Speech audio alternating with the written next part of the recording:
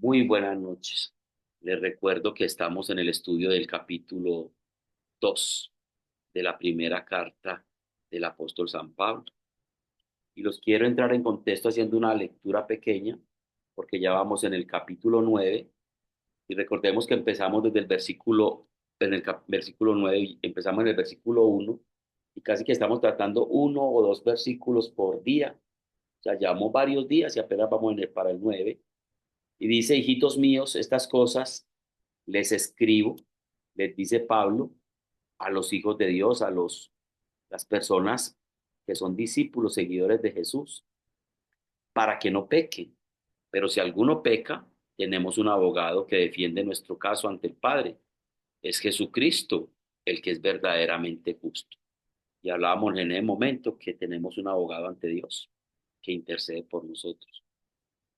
Él mismo es la propiciación, el sacrificio que pagó por nuestros pecados, y no solo los nuestros, sino también los de todo el mundo. Podemos estar seguros de que conocemos a Dios si obedecemos los mandamientos. Decíamos que muchas personas dicen que conocen a Dios, pero viven al margen de Dios. Y el que vive al margen de Dios es un ateo, sin Dios. Creer en Dios, pero vivir como si Dios no existiera, es ser ateo. ¿Y cómo sé yo que realmente vivo en Dios y conozco a Dios? Lo dice el versículo 3. Podemos estar seguros de que conocemos a Dios si obedecemos sus mandamientos. Si alguien afirma, yo conozco a Dios, pero no obedece los mandamientos de Dios, es un mentiroso y no vive en la verdad. Ay, yo conozco a Dios, pero vivo mi vida como quiera. Algunas cositas sí, pero otras no. No, no son algunas cositas sí, otras no. Aquí no está diciendo algunos mandamientos, dice si no obedecemos los mandamientos de Dios. Y recordemos que hablamos del mandamiento de Jesús, porque ya nosotros no vivimos bajo la ley, sino bajo la gracia. Pero los que obedecen la palabra de Dios demuestran verdaderamente cuánto lo aman. Así es como sabemos que vivimos en Él. Los que dicen que viven en Dios deben vivir como Jesús vivió. Y aquí hago un paréntesis antes de seguir, porque no quiero que nos metamos en un cuento que es la antinomia. Que la antinomia es una falsa doctrina que se levantó de que como nosotros vivimos en la gracia, ya no tenemos que cumplir con la ley. Y eso no es lo que dice con la ley de Dios. No. Lo que está diciendo es que la ley de Dios se dio al pueblo de Israel. Ya nosotros no vivimos de acuerdo a la ley, sino que vivimos de acuerdo a la gracia. ¿Qué es esto? Como lo dice San Pablo. Entonces, porque tenemos la gracia de Dios, seguiremos pecando. Por supuesto que no. Lo que está diciendo ahí es que un hijo de Dios que nació de nuevo ya no necesita la ley para que sea su bitácora, sino que ya vive de acuerdo a cómo debe vivir un hijo de Dios. Y ese programa de cómo ser, cómo viven los hijos de Dios, lo representa muy fácil Jesús en el Nuevo Testamento, en la nueva creación. Por eso somos una nueva creación, hemos nacido de nuevo y vivimos de acuerdo al proyecto de Jesús. Por eso se llama el Evangelio, una buena noticia, ¿cierto? Ya no dependemos de una ley, sino que dependemos del amor de Dios. Y en su misericordia Dios envió el ayuda idónea al Espíritu Santo para que podamos vivir como sus hijos. El que no vive como vive Cristo o como propuso Cristo, entonces todavía no está en Dios, ¿cierto? Todavía no ha nacido de nuevo. Es lo que es la propuesta. No la otra, de que vivimos sin Dios y sin ley y que Dios ya nos aguanta todo porque somos sus hijos. Eso es una herejía, ¿cierto? Y vamos entonces en el versículo 5 y en el 6 y el 7 dice, en el 7 dice, queridos amigos, no les escribo un mandamiento nuevo, sino más bien uno antiguo, que han tenido desde el principio ese mandamiento antiguo. Ámense unos a otros. Es el mismo mensaje que oyeron antes. Sin embargo, también es un mandamiento nuevo. Jesús vivió la verdad de este mandamiento y ustedes también la viven. Pues la oscuridad está desapareciendo y la luz brilla, la luz verdadera brilla. Hasta ahí llegamos. Ahora, los que no entiendan estos versículos pueden entrar al canal. Están desde el versículo 1 hasta el 7 explicados. como en 4 o 5 sábados. Hoy vamos para el versículo 9 que dice, sin embargo, también es un mandamiento nuevo este que vamos a predicar, ¿cierto? Si alguien afirma, vivo en la luz, pero odia a un hermano en Cristo, esa persona aún vive en la oscuridad. El que ama a su hermano vive en la luz y no hace que otros tropiecen. Pero el que odia a su hermano todavía vive y camina en la oscuridad. No sabe por dónde ir, pues la oscuridad lo ha cegado. Si alguien afirma, vivo en la luz, pero odia a un hermano en Cristo, esa persona aún vive en la oscuridad. El que ama a su hermano vive en la luz y no hace que otros tropiecen por esa situación del odio, ¿cierto? Pero el que odia a su hermano todavía vive y camina en la oscuridad. No sabe por dónde ir, pues la oscuridad lo ha cegado. Hay un problema con esto de amar y odiar, porque es que nosotros decimos, yo no tengo rencores con nadie, pero si tú te acuerdas de algo que alguien te hizo y todavía te duele, entonces todavía tienes algo con esa persona, no has podido perdonar. Y yo les hacía un ejemplo hace muchos años con las cicatrices. Yo no sé si alcanzan a ver esta cicatriz. Voy a ver esta cicatriz de acá. Es como una carita feliz. No, no, no la alcanzan a ver. Aquí hay una carita sonriendo. Una carita sonriendo, una carita feliz acá. Y yo me acuerdo que siendo muy muchacho, yo salté a celebrar un gol de la selección Colombia en una salita pequeña y le di a un foco y lo partí, me rajé. Y entonces me dolió mucho, me salió mucha sangre y mamá me echó café encima y bueno, y todas las cosas. A los días me tocaba y me veía la cicatriz y me dolía. Después cuando estemos en persona les muestro y verá que es una carita feliz, esto es lo más de charrito. Y a los meses veía la cicatriz, me acordaba de todo lo que pasó, me tocaba y me dolía. Ahora veo la cicatriz, me acuerdo de eso que pasó, pero ya no me duele, pero me acuerdo todavía de lo que pasó. Yo, ay, tan charro eso que pasó, pero ya no me duele. Eso es perdonar con olvido. La gente dice, yo perdono, pero no olvido. No, la Biblia dice que hay que olvidar. Pero es que uno no se le olvida, no, no se le olvida el hecho. Pero perdonar con olvido es perdonar y quedar sin resentimiento. Cuando usted se acuerda de algo que le hicieron, que le dolió, pero ya no siente nada contra la persona o contra la situación que pasó, usted ya olvidó, o sea, realmente perdonó y su corazón quedó liberado. Ya. En este versículo 9 tenemos el contraste entre falso amor y el verdadero. Si alguien profesa ser cristiano, recordar sin dolor, dice María Elena, sí señora. Si alguien profesa ser cristiano, pero aborrece a los que son realmente cristianos, esto es una señal cierta de que esa persona aún está en tinieblas, todavía no está en la luz. Esta última expresión muestra que lo que se tiene a la vista no es un caso de recaída. No, no es que la persona recayó. Este hombre sigue siendo, o esta mujer, lo que era antes, una persona que todavía no pertenece a la luz, a la familia de Dios. En cambio, aquel que característicamente ama a su hermano, permanece en la luz y en él no hay tropiezo. Cuando un hermano le hace algo a uno, uno se molesta. Pero cuando uno está en Cristo, sabe uno que está en Cristo porque esa molestia es pasajera y uno ya ve al otro como una persona que está con situaciones también de vida, que está enfermo en su interior, que tiene cosas que tiene que sanar, que tiene cosas que no ha podido arreglar en su vida y que él no me hizo daño. Simplemente él obró como lo que él es en ese momento y yo debo entender que yo estoy más crecido en fe que él y por eso yo le debo perdonar, aunque yo no haya hecho algo mal, ¿cierto? Ambas interpretaciones son ciertas. Si el cristiano está verdaderamente viviendo en comunión con el Señor, la luz ilumina su propia senda y no hace tropezar a nadie por ninguna discrepancia entre confesión y su práctica.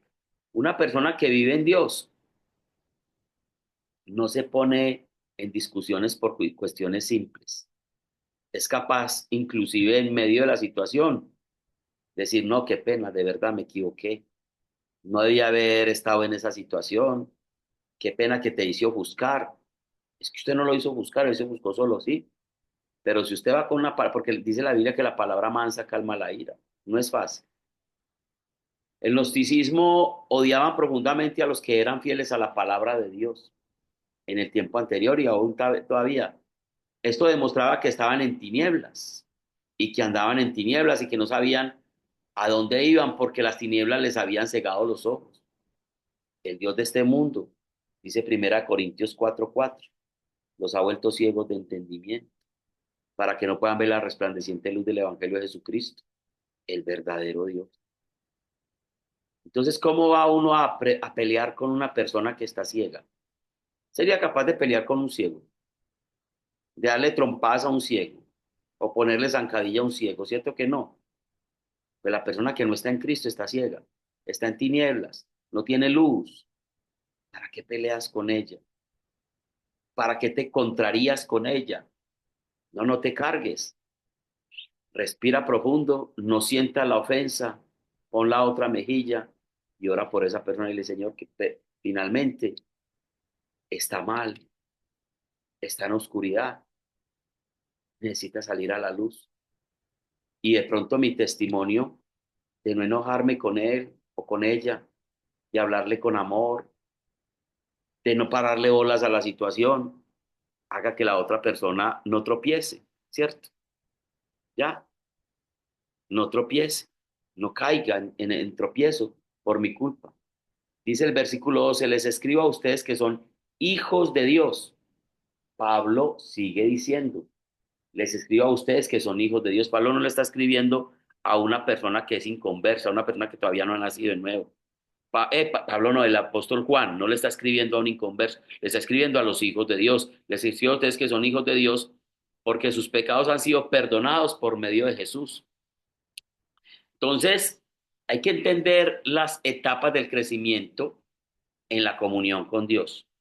Yo te las voy a decir y tú te ubicas en dónde estás. La primera abarca a toda la familia con la expresión hijitos. Hijitos es todos los seres humanos que han nacido de nuevo. Y les dice hijitos porque ¿cómo son las personas que nacen de nuevo? Bebés. De hecho, ese término en griego se escribe teknia, que quiere decir dar a luz hijos. Y en el diminutivo se transforma en naciditos. Hijitos, naciditos, o sea, recién nacidos. Han nacido apenas en la comunión con Dios. Esos son los primeros. Aquí no tenemos el pensamiento de la edad, ni eso no tiene que ver con la edad. Ay, es que yo ya tengo mucha edad. No, usted puede ser un niño espiritual y tener mucha edad cronológica. Inclusive puede llevar mucho tiempo en la vida espiritual y ser un niño espiritual todavía. Y Pablo hace una severa reprensión sobre eso, después lo estudiamos. Juan se está dirigiendo a todos los que pertenecen al Señor. Y esto queda demostrado por el resto del versículo. Porque vuestros pecados han sido perdonados por causa de su nombre. Y esto es cierto para todos los cristianos en el diferente nivel que estén de crecimiento espiritual. Es algo maravilloso conocer cómo es como experiencia presente la total remisión de nuestros pecados. No le debemos nada a Dios cuando estamos en Cristo. También que nuestros pecados han sido perdonados por causa del nombre de Jesús. Es por causa de Cristo que Dios nos perdona nuestros pecados, no por causa nuestra. Tú y yo no tenemos cómo solucionar ese problema. Tú y yo no tenemos cómo pagar esa deuda. Entonces, si alguien le pregunta, ¿y por qué tiene que ser con su Dios cristiano? Usted le va a decir, porque ¿quién en otras religiones murió para pagar la deuda de pecado que tenía el hombre con Dios? Solo Jesús. Y como es solo Jesús, es el único camino. Yo soy el camino, la verdad y la vida. Nadie viene al Padre si no es por mí. No hay otro camino, porque es que el que dio la vida, el que es el mediador del nuevo pacto, el que pagó la deuda, el que tomó tu lugar en esa cruz fue Él, no otra persona. Entonces, Eh, Tú puedes ser bueno de un momento a otro, empezar a vivir una vida recta de acuerdo a la ley de Dios, pero no recibiste ni aceptaste a Jesucristo. No, no vas a ser salvo porque es que tú tienes deudas con Dios. Tú tienes deuda de pecado con Dios, tú has pecado. Y tú no tienes cómo pagar esa deuda, no la tienes, no tienes cómo salvarte. Necesitas un salvador, necesitas salvación. Y el Hijo de Dios te da la posibilidad, ese es el Evangelio. La buena noticia es que en Jesucristo hay salvación y remisión de pecados. El versículo 13 dice, les escribo a ustedes los que son maduros en la fe. Ahí hay otro grupo, porque conocen a Cristo quien existe desde el principio. Y les escribo a ustedes los que son jóvenes en la fe, porque han ganado la batalla contra el maligno. Entonces, empecemos con los más grandes, los que son maduros en la fe. Son descritos como aquellos que han llegado a conocer al que es desde el principio. O sea, ya conocen no al Jesús histórico, no conocen al Jesús vivo y real, al Jesús resucitado, al Hijo de Dios. Esos seres humanos son maduros, creyentes que han conocido la dulce compañía del Hijo de Dios y tienen una relación ya personal con Él y están satisfechos con Él y viven de acuerdo a sus preceptos, sin necesidad de que haya una ley que les recuerde que deben vivir así. Porque ya no soy yo quien vive, sino Cristo quien vive en mí. Esas personas son maduras en la fe y esa es la primera escala. Vienen los jóvenes en la fe. O sea, en la familia espiritual hay jóvenes caracterizados por la fuerza y por el combate. Este es el periodo de conflicto y de lucha con el enemigo. Esa persona todavía está en esa lucha interior entre el bien y el mal, entre querer vivir en el mundo y querer vivir en Dios. Todavía es un joven espiritual y él les habla a los jóvenes, ¿cierto? Ya han aprendido el secreto de la victoria en Cristo Jesús. Esas personas saben que en Cristo Jesús hay victoria, pero les da dificultad soltar el mundo y quieren seguir viviendo con el mundo y con Dios. Son jóvenes espirituales, todavía les falta, pero ya están en el camino, han nacido de nuevo, pero tienen que tomar la senda de la madurez espiritual. Y el tercer escalón son los hijitos, los bebés en la fe. Quizá no conocen mucho, pero sí conocen al Padre, conocen el propósito del Padre y el amor del Padre. Ya, la primera carta de Pedro, capítulo 2, versículo 2, los llama así, como niños recién nacidos, o sea, bebés espirituales, desear la leche espiritual pura y sin adulterio, alimentarte de ella. O sea, las primeras palabras, el querigma, las primeras enseñanzas. Entonces la gente quiere que uno le siga hablando del Dios que es amor, del Dios que bendice, del Dios que prospera, del Dios que te tiene paciencia, del Dios que te ayuda en tus necesidades. Ese es el Dios que quieren escuchar, el Dios de los hijitos de Dios. Los jóvenes ya reciben un alimento más y los maduros en la fe ya les están dando un alimento más fuerte. Y yo a la mayoría de ustedes los trato como maduros en la fe y les he dado en los últimos tiempos alimento un poquito más fuerte de la palabra de Dios. Les vuelvo a leer ese versículo 14 donde están los tres grupos. Les he escrito a ustedes que son hijos de Dios porque conocen la palabra. Les escribo a ustedes los que son maduros en la fe porque conocen a Cristo, quien existe desde el principio, o sea, el Cristo real. Les escribo a ustedes los que son jóvenes en la fe porque son fuertes y la palabra de Dios vive en sus corazones y han ganado la batalla contra el maligno. Y a los hijitos de Dios también, a los que Dios les perdonó sus pecados. Cuando Juan repite sus palabras a los maduros, es lo mismo que al principio, es porque han adquirido madurez en su experiencia con Dios.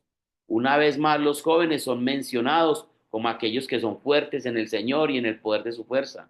Han vencido al maligno porque la palabra de Dios permanece en ellos. El Señor Jesús pudo derrotar a Satanás citándole las escrituras. Y esto nos da un énfasis en la importancia de alimentarnos constantemente en la palabra de Dios y tenerla lista para repeler los ataques del enemigo. Y volvemos a lo mismo. Es la palabra de Dios la que nos cambia.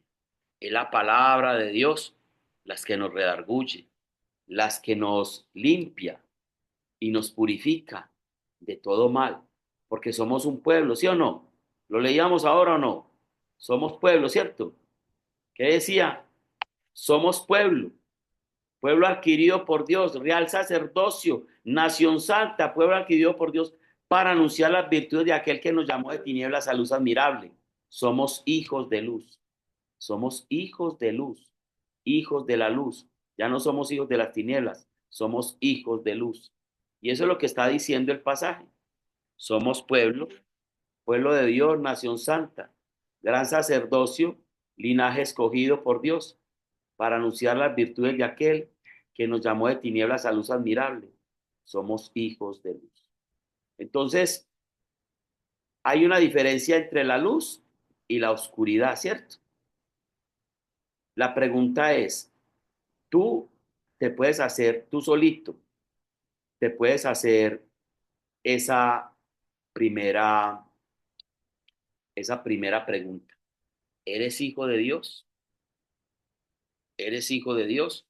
Todos lo somos ya, porque aceptamos a Jesucristo como nuestro Señor. ¿Eres hijito? ¿Eres joven? ¿O eres maduro en la fe? ¿Quieres llegar a la madurez espiritual? Entonces deja los rudimentos de los niños y empieza a vivir como el adulto espiritual y a entablar una relación con Dios a través de la oración y la búsqueda permanente de su palabra. Hay, listo. Entonces vamos a continuar en este momento. Eh, dejamos este tema así. Cerramos este tema de hoy, que es somos hijos de luz. Nos habló del amor primero y ahora nos habla de la luz. Somos hijos de luz. Dejamos de grabar.